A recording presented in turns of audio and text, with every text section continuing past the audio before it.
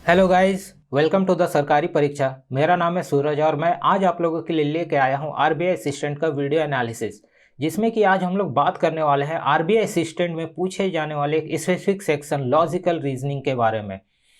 जहां पे आज हम लोग आरबीआई असिस्टेंट के बारे में जो एग्ज़ाम कंडक्ट करवाया जाता है उसके बारे में जितना भी इंफॉर्मेशन हो सके वो हम लोग इस वीडियो के थ्रू जानने का कोशिश करेंगे।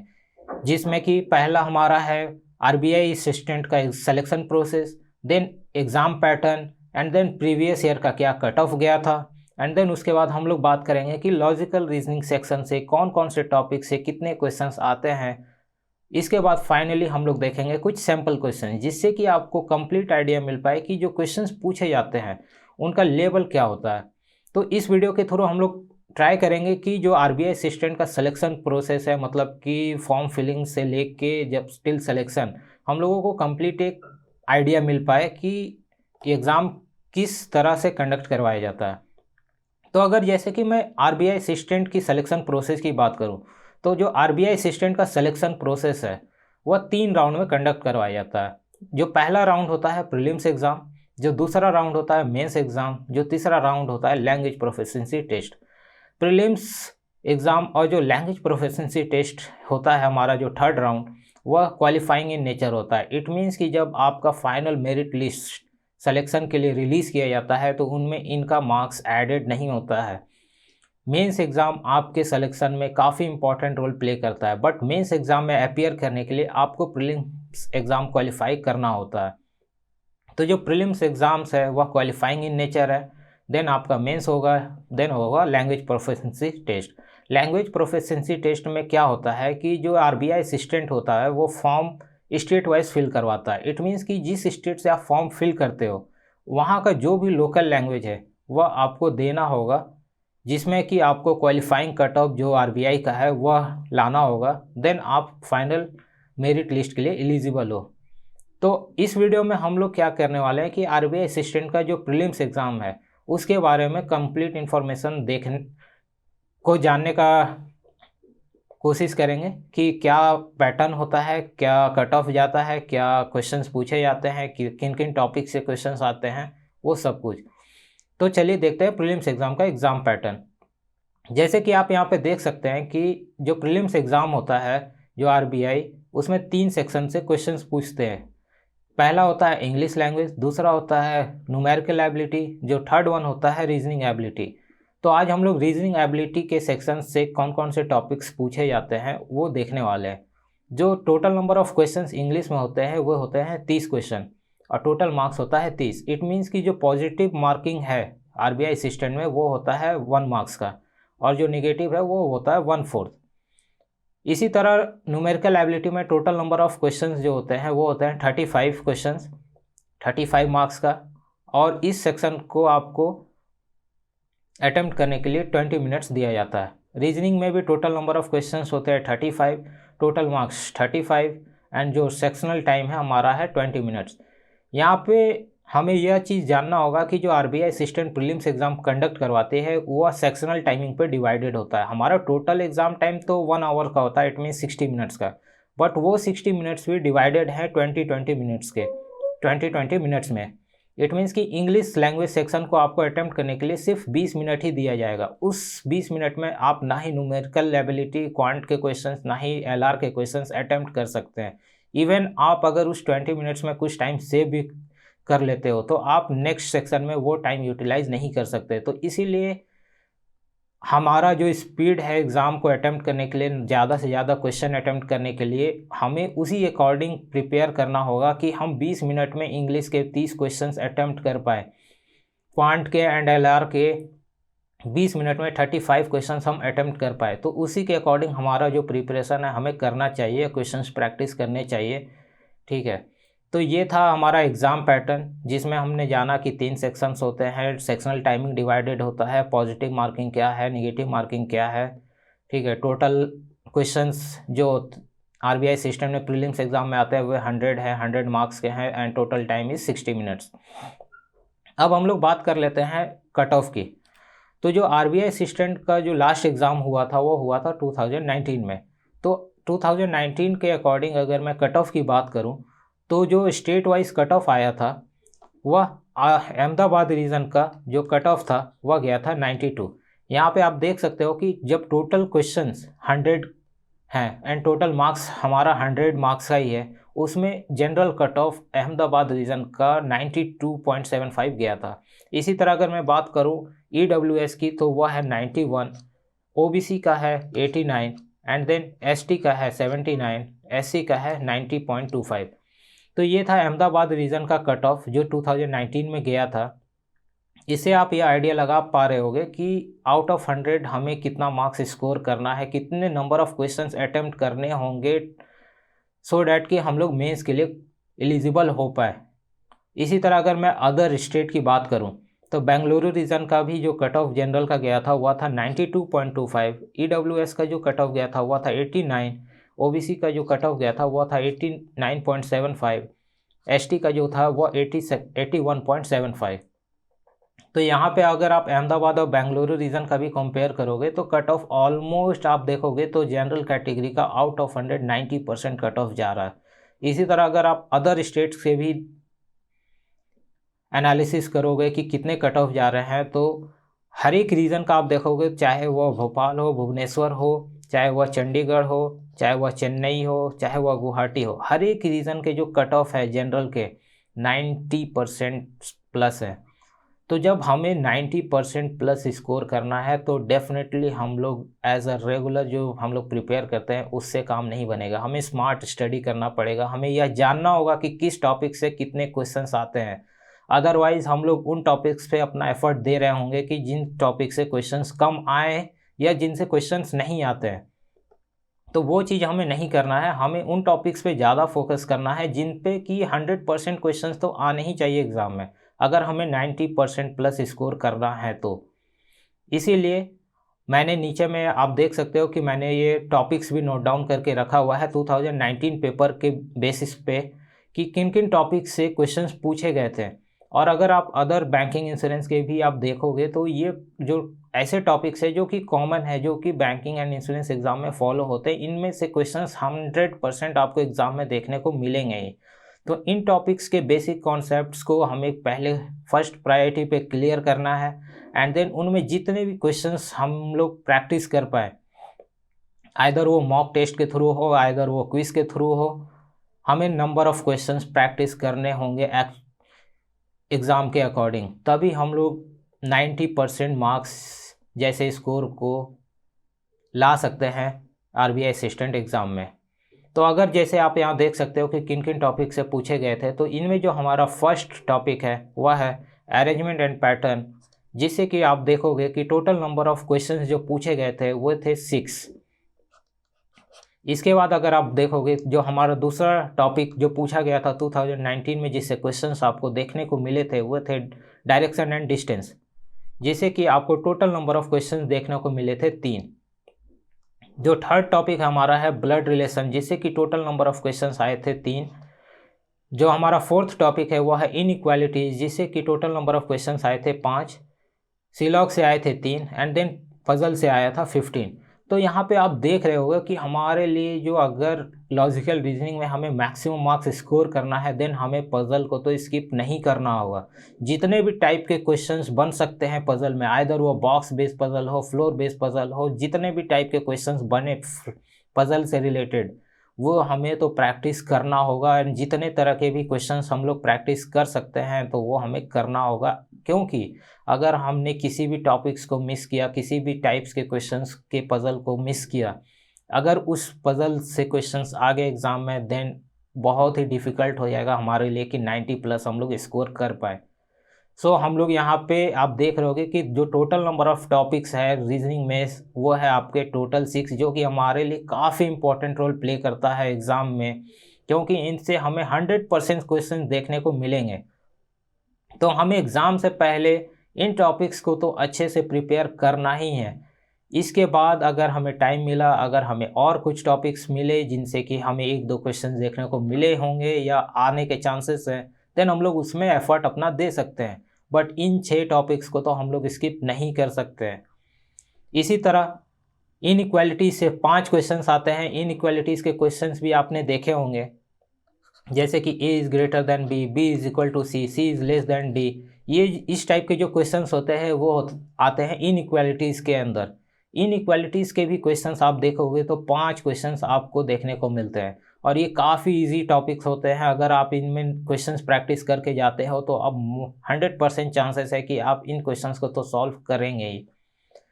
इसी तरह अगर आप देखोगे तो ब्लड रिलेशन से 3 क्वेश्चन भी आते हैं। Then direction and distance, direction and distance में भी आपने क्वेश्चंस देखा होगा कि अगर ए है वह 3 किलोमीटर ईस्ट की ओर जाता है, देन वहाँ से राइट टर्न लेता है, देन 5 किलोमीटर और गया, देन उसने फिर लेफ्ट टर्न लिया। इस तरह के जो क्वेश्चंस होते हैं वे डायरेक्शन एंड डिस्टेंस में आते हैं। और बैंकिंग एंड इंश्योरेंस एग्ज़ाम जो आरबीआई असिस्टेंट एग्ज़ाम कंडक्ट करवाती है, इसका जो हमारे लिए रीजनिंग सेक्शन में जो प्लस पॉइंट है वो है सेट में क्वेश्चंस आते हैं। इट मीन्स कि आप यहाँ पे देख रहे हो कि पजल में 15 क्वेश्चन है, बट ये एक्चुअल में 3 ही क्वेश्चन है, क्योंकि एक क्वेश्चंस के अंदर ही वो 5 क्वेश्चंस एडेड होते हैं। जस्ट सपोज कि पजल में एक बॉक्स बेस्ड पजल है, उस पजल को आपको सॉल्व करना है और उसी पजल के बेसिस पे आपको 5 क्वेश्चन देखने को मिलेंगे। ऐसा नहीं है कि सभी क्वेश्चन अलग होगा कि आप हर एक क्वेश्चन को सॉल्व कर रहे हो, नहीं। आपने एक बॉक्स पजल जैसे सपोज आया है उसे आपने क्रैक कर लिया, उसे सॉल्व कर लिया, देन आपके लिए बहुत इजी हो जाएगा कि उसके बेसिस पे जो भी 5 क्वेश्चंस पूछे गए हैं उसको आप उससे रिलेट करके उसे मार्क कर दो। इसी तरह फिर आपको दूसरे पजल से क्वेश्चंस होगा, चाहे वो फ्लोर बेस्ड पजल हो, थर्ड पजल हो, उसके अंदर फिर 5 क्वेश्चन हो। तो इस तरह से एक्चुअल में पजल आप देखोगे तो 3 ही है, हर एक पजल के अंदर 5-5 क्वेश्चन है। सो डैट कि अगर आप हर एक पजल को क्रैक करते जाते हो तो उनके अंदर जो 5 क्वेश्चन है उसे तो आप बहुत ही ईजिली सॉल्व कर लोगे। तो हमारे लिए जो आरबीआई असिस्टेंट में लॉजिकल रीजनिंग में यह हमारे लिए बहुत ही इम्पॉर्टेंट रोल है, क्योंकि सारे क्वेश्चन सेट के फॉर्म में है। चाहे अगर मैं दूसरे टॉपिक डिस्टेंस एंड डायरेक्शन में भी बात करूं तो ये भी 3 क्वेश्चंस के सेट में आते हैं। आपको क्वेश्चन दे दिया कि ए 5 किलोमीटर ईस्ट गया, देन वहाँ से लेफ्ट टर्न लिया, इस तरह से ये क्वेश्चंस मेंशन कर दिया जाएगा।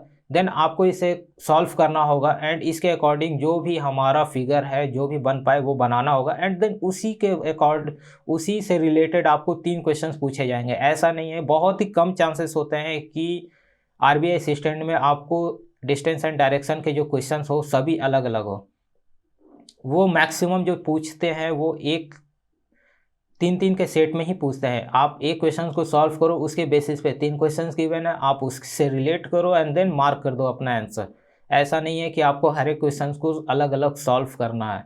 इसी तरह ब्लड रिलेशन में भी आपको दे दिया गया है क्वेश्चंस, आप उसे सॉल्व करो, उसके अकॉर्डिंग फिगर बना लो या नोट डाउन कर लो डिटेल्स, एंड देन उसके अंदर जो भी 3 क्वेश्चंस गिवन है उससे उसको रिलेट करो एंड देन उसे मार्क करो एंड क्वेश्चन हमारा ख़त्म। तो मैक्सिमम जो टॉपिक्स होते हैं अरेंजमेंट एंड पैटर्न में सेट्स के फॉर्म में नहीं देखने को मिला है। अगर मैं आपको बता दूं कि जो जो टॉपिक्स से मैक्सिमम चांसेस है कि जो सेट के फॉर्म में आते हैं तो वो है आपका डिस्टेंस एंड डायरेक्शन, जिससे कि आपको सेट्स के फॉर्म में क्वेश्चंस देखने को मिलेंगे। ब्लड एंड रिलेशन, ठीक है, पजल, ये 3 टॉपिक तो आपको देखने को मिलेंगे। इनइक्वालिटीज़ में सेट नहीं होता है बट सभी क्वेश्चन सेम टाइप के होते हैं, आपको मेथड पता है कैसे सॉल्व करना है, देन आप बहुत ही ईजिली उसे सॉल्व कर सकते हो। सीलॉग के भी मैक्सिमम जो चांसेस है वो अलग अलग ही देखने को मिलते हैं, हर एक क्वेश्चंस डिफरेंट होता है, एंड देन अरेंजमेंट पैटर्न से भी आपको अलग अलग देखने को मिलेगा। बट ये जो 2-3 टॉपिक हैं इनमें आपको सेट्स के फॉर्म में, और यही हमारा जो 35 क्वेश्चन में है मेजॉरिटी क्वेश्चन हमारा कवर कर रहा है। तो ये चीज़ अगर हमें पता होगा तो हमें एक आइडिया मिल पाएगा कि हमें करना कैसे है, कैसे अब क्वेश्चंस आया एग्ज़ाम में तो हमें कैसे अप्रोच करना है, ठीक है। पजल में हमें सॉल्व करते हुए जाना है, देन क्वेश्चन मार्क करना है, सब कुछ। तो ये चीज़ें हैं जो कि टॉपिक्स से रिलेटेड जो एग्ज़ाम में पूछे जाते हैं। ये टॉपिक हमारे लिए काफ़ी इंपॉर्टेंट है, इन्हें आप नोट डाउन कर लो। इससे रिलेटेड जो भी कॉन्सेप्ट्स आपको जहाँ पे भी डाउट लगता है उसे आप क्लियर करो, and then number of questions practice करो जितने हो सके एग्ज़ाम से पहले, सो डैट कि किसी भी तरह के क्वेश्चंस आए तो आप हर एक तरह के क्वेश्चंस को सॉल्व कर पाओ। और एक चीज़ जो मैं यहाँ पे बताना चाहता हूँ, जैसे कि आपने यहाँ पे कट ऑफ देखा होगा हर एक स्टेट का, तो आप देख रहे हो कि हर एक का कट ऑफ 90 प्लस जा रहा है। जनरल की अगर मैं बात करूँ, इट मीन्स कि अगर कैंडिडेट उतने क्वेश्चन सॉल्व कर पा रहे हैं, उतने अटेम्प्ट कर पा रहे हैं, उतने स्कोर कर पा रहे हैं, तो इट मीन्स कि जो पेपर का लेवल होगा वो भी डेफिनेटली ईजी की साइड ज़्यादा होगा। इट मीन्स कि जो आरबीआई असिस्टेंट का जो पेपर आता है वह इजी के साइड थोड़ा ज़्यादा होता है, जिससे कि मैक्सिमम जो कैंडिडेट होते हैं वो 100 आउट ऑफ 100 भी क्वेश्चंस अटेम्प्ट कर रहे होते हैं। तो डेफिनेटली अगर हमें भी 100 में ज़्यादा से ज़्यादा क्वेश्चंस अटेम्प्ट करने हैं तो हमें हर एक टॉपिक को इम्पोर्टेंस देना होगा, हर एक टॉपिक को के कॉन्सेप्ट्स को क्लियर करना होगा, हर एक टॉपिक से क्वेश्चंस को सॉल्व करना होगा, सो डैट कि हमारा कोई भी किसी भी तरह का क्वेश्चंस मिस ना हो एग्ज़ाम में। तो ये था आरबीआई असिस्टेंट के exam pattern, selection and topics जो पूछे जाते हैं उससे रिलेटेड इन्फॉर्मेशन। अब हम लोग क्या करते हैं, हम लोग कुछ एक्सपेक्टेड क्वेश्चंस देख लेते हैं जो कि पिछले साल के बेसिस पे है। इस तरह के क्वेश्चंस देखे गए थे प्रीवियस ईयर पेपर में। तो अगर इससे आपको आइडिया लग जाएगा कि किस तरह के क्वेश्चंस पूछते हैं, और अगर इस तरह के क्वेश्चंस आपको मिलते हैं तो आप इस तरह के क्वेश्चन को कैसे सॉल्व करते हो, इसका सब कुछ आइडिया आपको मिल जाएगा इसके थ्रू। तो जैसे कि यहाँ पे आप देख रहे हो कि हमारा जो फर्स्ट क्वेश्चन है, क्वेश्चन बोलता है how many such pairs of letter are there in the word terminate each of which has many letters between them in the word both forward and backward direction as they have between them in the English alphabet. यहाँ पे क्या है कि word दे दिया है terminate, अब हमें इसे इंग्लिश अल्फ़ाबेट के अकॉर्डिंग कंपेयर करना है, एंड उतने वर्ड जैसे कि इंग्लिश अल्फ़ाबेट में होते हैं इस वर्ड में भी वैसे कितने वर्ड प्रेजेंट है, लेटर्स पेयर प्रेजेंट है, वो हमें फाइंड आउट करना है। तो अगर इस तरह के क्वेश्चंस आपको मिलते हैं तो हम इसे कैसे सॉल्व कर सकते हैं। तो इसे सॉल्व करने का तरीका ऐसा है कि हमें इंग्लिश अल्फ़ाबेट का जो पोजिशनिंग वैल्यू है, जैसे ए का 1 होता है, या तो अल्फ़ाबेट्स के पोजीशंस बहुत ही अच्छे से रिमेंबर होना चाहिए, हमें कोई कन्फ्यूज़न ना हो इस तरह के क्वेश्चंस को सॉल्व करने के लिए। तो आइए देखते हैं कि इस तरह के क्वेश्चंस को कैसे सॉल्व करते हैं। जैसे कि वर्ड है हमारा टर्मिनेट,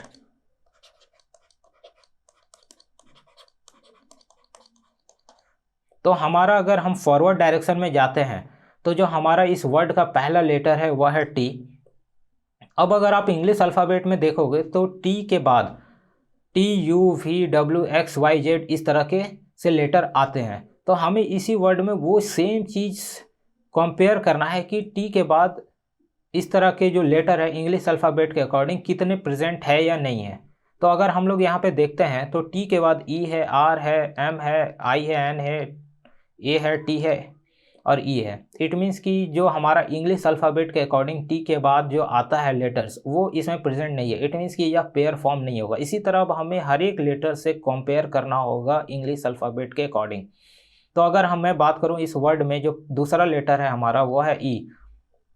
तो अगर आप देखोगे कि इंग्लिश अल्फ़ाबेट में ई के बाद एफ आता है, जी आता है, एच आता है, आई आता है, उसी तरह हमें इस वर्ड में भी वह उसी सीक्वेंस में प्रेजेंट होना चाहिए लेटर, सो डैट कि हमारा जो पेयर है वो फॉर्म हो सके। तो अगर आप देखोगे तो ई के बाद आर है, एम है, आई है, एन है, ई, एफ, अगर मैं इसे कंपेयर करूँ ई, एफ, जी, एच, आई, जे, के, एल, मतलब कोई भी इस तरह से हमें फॉर्म नहीं हो रहा। इसी तरह अब हम लोग आर से भी कंपेयर करेंगे, एम से भी करेंगे, आई से भी करेंगे, एन से भी करेंगे, ए से भी करेंगे, टी से करेंगे, ई से करेंगे।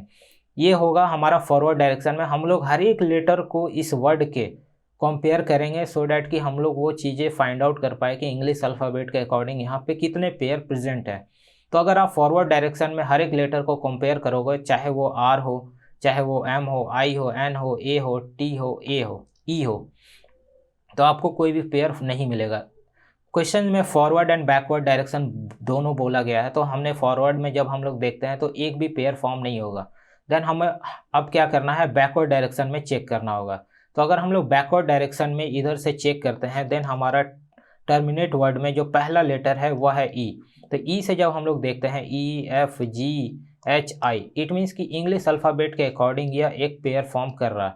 इसी तरह अब हम लोग टी से कंपेयर करेंगे, तो टी के साथ जब हम लोग इसी तरह जब देखेंगे तो हमारा कोई भी पेयर फॉर्म नहीं होगा। देन ए से चेक करना होगा, एन से करना होगा, आई से करना होगा, एम से करना होगा। इसी तरह जब आप आर चेक करोगे तो आर से आपको मिलेगा R, S, T. It means कि यह हमारा दूसरा पेयर फॉर्म हो रहा है। तो इट मीन्स कि हमारा यहाँ क्या है, टी, आर एंड आई, ई, यही दो पेयर हैं जो कि हमें इस क्वेश्चन में इस वर्ड में फॉर्म हो रहा है according to the English alphabet. तो जब हमें 2 मिल गया तो इसका जो करेक्ट आंसर होगा वह होगा ऑप्शन सी, डेट इज़ 2। तो इसी तरह अगर मैं दूसरे क्वेश्चंस की बात करूं जो कि जिस तरह के क्वेश्चंस एग्ज़ाम में पूछे जाते हैं, ये जैसे कि सिलॉग का क्वेश्चन है जिसमें कि आपको एग्ज़ाम में आइदर 2 स्टेटमेंट दिया होगा और कंक्लूजन भी 2 होगा, उसे आपको कंपेयर करना होगा एंड देन आपको अपना आंसर मार्क करना होगा। कभी कभी एग्ज़ाम में 3 स्टेटमेंट एंड 3 कंक्लूजन भी देखने को मिलेंगे आपको, कभी 3 स्टेटमेंट 2 कंक्लूजन भी देखने को मिलेंगे। ये टाइप्स ऑफ क्वेश्चंस है जो कि एग्ज़ाम में पूछे जाते हैं, तो आपको हर एक तरह के क्वेश्चंस प्रैक्टिस करके जाने होंगे। तो अगर हम लोग इस क्वेश्चन को सॉल्व करते हैं तो इस क्वेश्चन को सॉल्व करने के लिए वेन डायग्राम काफ़ी इंपॉर्टेंट रोल प्ले करता है, जिससे कि हमारा जो सॉल्यूशन है वो काफ़ी इजी हो जाता है। तो अगर हम लोग फर्स्ट स्टेटमेंट की बात करें तो यहाँ पे क्या बोल रहा है, no fans are bulb. It means कि फैंस एंड बल्ब के बीच में कोई भी कनेक्शन नहीं है अकॉर्डिंग टू द स्टेटमेंट 1। ये हमारा है फैंस, ये है हमारा बल्ब। इट मीन्स कि इसके बीच में कोई भी कनेक्शन नहीं बोला है स्टेटमेंट 1 में। अब क्या बोल रहा है कि only few bulbs are fuse. It means कि कुछ बल्ब फ्यूज़ हैं। तो ये हमारा पहला वेन डायग्राम बन रहा है। ऐसा नहीं है कि यही सिर्फ इकलौता वेन डायग्राम इस स्टेटमेंट के थ्रू बन सकता है, पॉसिबिलिटीज़ बहुत तरह के हैं, बट हमें क्या है कि बस हमारा आंसर आना चाहिए, ठीक है। वो हमें कॉन्सेप्ट क्लियर होना चाहिए कि हम लोग किस तरह से डायग्राम बना सकते हैं एंड किस तरह से उसे यूज़ कर सकते हैं to get the final answer. तो अगर इस फिगर को हम कंसिडर करें देन हम लोग कंक्लूज़न को क्या करते हैं, कंपेयर करते हैं कि क्या कंक्लूज़न सही है या गलत है। अगर मैं फर्स्ट कंक्लूज़न की बात करूं तो पहला कंक्लूज़न है some bulbs are not fans. तो यहाँ पे क्या बोल रहा है कि some bulbs are not fans, conclusion बोल रहा है। क्या ये पॉसिबल है स्टेटमेंट जो हमारा 2 गिवन है? डेफिनेटली है, क्योंकि जब हमारा फर्स्ट स्टेटमेंट ही बोल रहा है कि कोई भी बल्ब फैन नहीं है, इट मीन्स कि चाहे वो पूरे की बात करो या थोड़ी की बात करो, इट मीन्स कि फ़ैन और बल्ब के बीच में तो कुछ कंपैरिजन है ही नहीं। तो इसके अकॉर्डिंग पहला जो हमारा कंक्लूज़न है वह सेटिस्फाई कर रहा है, तो इट मीन्स कि पहला जो है अभी करेक्ट है। अब हम लोग देखते हैं कंक्लूज़न 2 को। कंक्लूज़न 2 क्या बोलता है, some fuse are fans is a possibilities. अब क्या है कि अगर इस फिगर को हम लोग देखेंगे तो डेफिनेटली अगर पॉसिबिलिटीज़ वर्ड को हटा दिया जाए तो फ्यूज़ एंड फैंस के बारे में कोई भी स्टेटमेंट में क्लियर नहीं मेंशन किया हुआ है कि उनके बीच में क्या रिलेशन है या नहीं है, बट यहाँ पे पॉसिबिलिटीज़ का बात किया है। क्या पॉसिबल हो सकता है? डेफिनेटली अगर पॉसिबिलिटीज़ होते हैं तो उन केस में मैक्सिमम कंक्लूजन करेक्ट हो जाता है, क्योंकि पॉसिबिलिटीज इट मीन्स कि आप इमेजिन, मतलब आप ये बताओ कि ये चीज़ हो सकता है कि नहीं। ये नहीं बोल रहा है कि आप स्टेटमेंट के थ्रू बताओ कि ये है कि नहीं है। पॉसिबिलिटीज़ का मतलब है कि क्या ये पॉसिबल है, अगर ये स्टेटमेंट में कुछ चीज़ें मिसिंग है फिर भी क्या ये, अगर हम कोई एक एक्स्ट्रा स्टेटमेंट भी ऐड कर दें तो क्या ये जो हमारा सेकंड कंक्लूजन है वह सेटिस्फाई कर जाएगा? डेफिनेटली हो जाएगा। पॉसिबिलिटीज़ में मैंने जैसे बोला कि मैक्सिमम कंक्लूजन सेटिस्फाई हो जाता है, क्योंकि अगर जैसे इसी 2 स्टेटमेंट के अकॉर्डिंग मैं बात करूं, अगर मैं दूसरा एक फिगर बनाता हूं कि अगर जो हमारा फर्स्ट स्टेटमेंट है फैंस और बल्ब के बीच में कोई भी रिलेशन नहीं है, अब यहाँ पे दूसरा में क्या बोला है, कुछ बल्ब फ्यूज़ भी हैं। तो अगर मैं इसका फिगर ऐसे बना दूँ तो भी तो हमारा ये जो दोनों स्टेटमेंट है वह सेटिस्फाई करेगा, क्योंकि यहाँ पे ये जो रीज़न है कुछ बल्ब फ्यूज़ भी हैं, तो ये पॉसिबिलिटीज़ का केस है। तो हम लोग फिगर तो ऐसे भी बना सकते हैं, बट अगर 100% श्योर से पूछा जाए कि क्या 2 स्टेटमेंट से आप बता सकते हो कि सम फ्यूज़ आर फैंस है या नहीं है, अगर पॉसिबिलिटीज़ मेंशन नहीं है तो डेफिनेटली यह भी रॉन्ग हो जाएगा। बट पॉसिबिलिटीज़ वर्ड यूज़ होने की वजह से हमारे पास पॉसिबल है कि हम लोग ये सेकंड फिगर के अकॉर्डिंग भी जा सकते हैं। इट मीन्स कि हमारा जो सेकंड स्टेटमेंट सेकंड कंक्लूजन है वह भी सेटिस्फाई करता है due to possibilities word present होने के वजह से। तो इसके अकॉर्डिंग जब हमारा दोनों कंक्लूजन सेटिस्फाई कर रहा है तो हमारा आंसर क्या होगा, both conclusion satisfied. That is the option C is the correct answer for this question. तो आप देख रहे होगे कि अगर इस तरह के क्वेश्चंस आपको एग्जाम में देखने को मिलते हैं तो हम लोग इसे कैसे सॉल्व कर सकते हैं, इससे आपको थोड़ा आइडिया मिला होगा। एंड डेफिनेटली आपको इसमें अगर अच्छा करना है और इस तरह के क्वेश्चंस आपसे स्किप ना हो, देन आपको मैक्सिमम क्वेश्चंस प्रैक्टिस करने होंगे। आइदर वो आप मॉक टेस्ट लगाओ, आइदर वो क्विज लगाओ, कुछ भी आपको करना होगा, बट ज़्यादा से ज़्यादा क्वेश्चन सॉल्व करने होंगे, तभी आपको इन टॉपिक से कमांड होगा। तो अगर मैं जैसे कि थर्ड क्वेश्चन की बात करूं जो कि हमारा है इनइक्वालिटीज से, जिससे कि आपने देखा भी था कि 5 क्वेश्चन पूछे जाते हैं एग्जाम में। तो इसी तरह से आपको क्वेश्चंस आएंगे एग्जाम में, एंड देन हमें इन सिंबल्स को एनालाइज करना होगा, एंड देन हमें कंक्लूजन देखना होगा कि क्या स्टेटमेंट में जो मेंशन्ड है वो कंक्लूजन सेटिस्फाई कर रहा है उस स्टेटमेंट को। तो अब जैसे कि अगर आप देखोगे कि यहाँ पे स्टेटमेंट यहाँ पे क्या मेंशन्ड है कि ये हमारा स्टेटमेंट मेंशन्ड है। तो अब हम लोग यहाँ पे देख लेते हैं कि क्या कंक्लूजन 1 क्या बोलना चाह रहा है। टी ग्रेटर देन ई, अगर आप टी और ई के बीच में कंपेयर करते हो तो टी हमारा यहाँ है, ई यहाँ पे है, तो क्या ई इक्वल टू ए है। इट मीन्स कि अगर हम ए की जगह यहाँ ई भी लिख दें तो हमारे लिए कोई प्रॉब्लम नहीं है, क्योंकि दोनों तो वाई इक्वल ही है ना। तो इट मीन्स कि अगर यहाँ पे आप देखोगे हम ए की जगह ई लिख दें तो स्टेटमेंट में यह क्लियरली मेंशन्ड है कि ई इज़ लेस देन और इक्वल टू टी। तो इट मीन्स कि हमारा जो फर्स्ट कंक्लूजन है वह करेक्ट हो जाता है इसके अकॉर्डिंग। अगर इसी तरह मैं सेकंड कंक्लूजन की बात करूं तो R is greater than S. अब आर कहाँ है हमारा, आर है हमारा यहाँ पे, एस कहाँ पे है यहाँ पे। इन दोनों के बीच में अब जो भी सिंबल्स या साइंस गिवन है उन्हें आप एनालाइज करो कि क्या ये पॉसिबल है कंक्लूजन। तो अगर आप देखोगे तो यहाँ पे आर के पास में यह जो सिंबल है एंड जो एस के पास में है यह दोनों अपोजिट डायरेक्शन में है। तो इट मीन्स कि जब दोनों अपोजिट डायरेक्शन में है तो हम लोग ये कंक्लूजन नहीं इस्टेब्लिश कर पाएंगे। तो इसके अकॉर्डिंग कंक्लूजन 2 जो है वह गलत हो जाता है, और जो हमारा कंक्लूजन 1 है वही सिर्फ सेटिस्फाई करता है स्टेटमेंट जो हमें गिवन है। तो इट मीन्स कि जो हमारा फर्स्ट ऑप्शन है only 1 is true is the correct answer for this question. तो इस तरह के क्वेश्चंस को हमें इसी तरह से सॉल्व करना होता है, एंड डेफिनेटली अगर आपको अच्छा करना है इस क्वेश्चन में तो आप maximum to maximum question practice करो, देन आपको भी यह ईजी लगने लगेगा। इसी तरह अगर मैं जैसे फोर्थ क्वेश्चन की बात करूं जो कि पिछले साल पूछा गया था, यह जैसे कि अरेंजमेंट पैटर्न पे क्वेश्चन है। कभी कभी आपको इस तरह से सेट के भी क्वेश्चन पूछे जा सकते हैं, 2-3 क्वेश्चन होंगे जो कि इसी पैटर्न पे फॉलो होगा, ठीक है। बट कभी कभी अरेंजमेंट पैटर्न में डिफरेंट क्वेश्चंस भी आ जाते हैं, मतलब जो भी 6 क्वेश्चंस पूछे गए थे वो डिफरेंट ही हो सकते हैं सभी क्वेश्चन। बट कभी ऐसा भी हो सकता है कि इस तरह जो हमारा ये अरेंजमेंट पैटर्न का क्वेश्चन है ये इस तरह से 2-3 क्वेश्चन आपको बैक टू बैक मतलब सेट के फॉर्म में देखने को मिल सकते हैं। तो अगर ये क्वेश्चन आता है एग्जाम में तो इसे हम लोग कैसे सॉल्व करते हैं।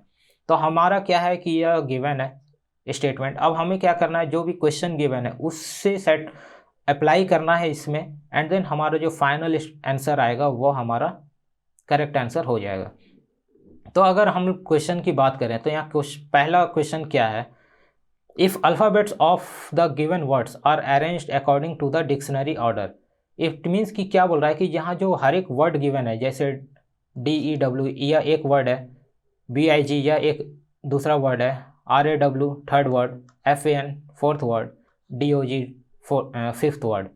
तो इसमें जो भी अल्फ़ाबेट है जैसे DEW में D है, E है, W है, इसे पहले डिक्शनरी ऑर्डर पे हमें अरेंज करना है हर एक वर्ड के अंदर में ही। अगर हम लोग इसे अल्फ़ाबेट डिक्शनरी के अकॉर्डिंग अरेंज करते हैं तो जैसे आपको पता होगा डिक्शनरी में क्या होता है वो अल्फ़ाबेटिकल ऑर्डर पे अरेंज होता है। इट मीन्स कि अगर कोई वर्ड A से स्टार्ट है और दूसरा वर्ड B से स्टार्ट है, इट मीन्स कि A वाला तो फर्स्ट ही आएगा, पहले ही आएगा B से, क्योंकि डिक्शनरी में अल्फ़ाबेटिकल ऑर्डर पे ही अरेंजमेंट किया हुआ होता है। तो अगर हम लोग यहाँ पे DEW को अल्फ़ाबेट डिक्शनरी के अकॉर्डिंग अगर हम लोग अरेंज करते हैं तो हमारा क्या होगा, यह सेम एज इट इज़ ही रह जाएगा DEW, क्योंकि D पहले आएगा, देन E आएगा, देन W आएगा। देन अगर हम लोग बिग को अरेंज करते हैं तो यह भी सेम ही रहेगा। देन अगर हम लोग RAW को अरेंज करते हैं तो यह हो जाएगा हमारा ARW। देन अगर हम लोग फैन को FAN को अरेंज करते हैं ये हो जाएगा AFN, ठीक है। देन हम लोग जब लास्ट वन को देखें तो ये हो जाएगा DGO। यह हमने क्या किया है कि यहाँ पे जो क्वेश्चन था फर्स्ट पार्ट यहाँ तक इसे हमने पढ़ा एंड देन इसे पहले हमने इम्प्लीमेंट कर दिया। अब तो हम लोग सेकंड पार्ट पे जाते हैं। दूसरा क्या बोल रहा है, then words are arranged in the order as they would appear in a dictionary from left to right. अब हमें क्या करना है कि हम पहला में हमारा क्या बोला था कि alphabets with in the words जो अल्फ़ाबेट है उसे एज अ डिक्शनरी ऑर्डर पे अरेंज करो। देन अब हमने जब अरेंज कर लिया, दूसरा क्या बोल रहा है कि अब आप डिक्शनरी ऑर्डर पे अरेंज करो but not the alphabet, word को ही। अब हमें हर एक वर्ड को देखना है और डिक्शनरी पे वह किस पोजीशन पे आएगा उसके अकॉर्डिंग हमें अरेंज करना है लेफ़्ट टू राइट। तो हमें पता है कि डिक्शनरी में अल्फ़ाबेटिकल ऑर्डर आता है। अब हम लोग यहाँ देख लेते हैं कि जो हमारा फर्स्ट वर्ड है DEW, दूसरा है BIG, तीसरा है ARW, देन है A, ये है D। तो यहाँ पे जब हम लोग देखेंगे तो हमारा जो first as a dictionary order पे आएगा, ये आएगा पहला AIN, देन आएगा ARW, देन आएगा हमारा BIG, देन हमारा आएगा DEW, देन हमारा आएगा DGO। लेफ़्ट टू राइट में हमने अरेंज कर दिया as per as dictionary order. अब हमें यहाँ क्वेश्चन क्या पूछ रहा है, which one of the following word will be the last, जो हमारा लास्ट है वह हमारा कौन सा है। तो हमारा लास्ट वर्ड क्या है, DGO। लास्ट DGO कैसे बना था, DOG से बना था, तो DOG जो हमारा है वह करेक्ट आंसर हो जाएगा। तो हमने इस तरह के क्वेश्चंस को सॉल्व करने के लिए क्या किया, पहले हम हर एक क्वेश्चंस को आप पढ़ो, हर एक को इम्प्लीमेंट करते जाओ, देन जो हमारा फाइनल आंसर आएगा उससे आप जो क्वेश्चन पूछ रहा है उसके अकॉर्डिंग मार्क कर दो, डेट्स इट। तो इस तरह के क्वेश्चंस को हम लोग इसी तरह से सॉल्व करते हैं। तो आई होप कि आपको थोड़ा आइडिया लगा होगा कि किस तरह के क्वेश्चंस आते हैं एग्जाम में और हम लोग उसे कैसे सॉल्व कर सकते हैं। So thank you for today. और मैं ऐसा मतलब समझता हूँ कि आपको इस वीडियो के बाद आइडिया लग गया होगा कि RBI असिस्टेंट का क्या सिलेक्शन प्रोसेस है, क्या पैटर्न है, एंड लॉजिकल रीजनिंग से क्या क्या टॉपिक से क्वेश्चंस पूछे जाते हैं। सो अगर आपको यह अच्छा लगा हो तो प्लीज़ चैनल को सब्सक्राइब करें, बेल नोटिफिकेशन को प्रेस कर ले ताकि इस तरह के जितने भी वीडियोस अपलोड हो वो आपको नोटिफिकेशन के थ्रू पता चलते जाए।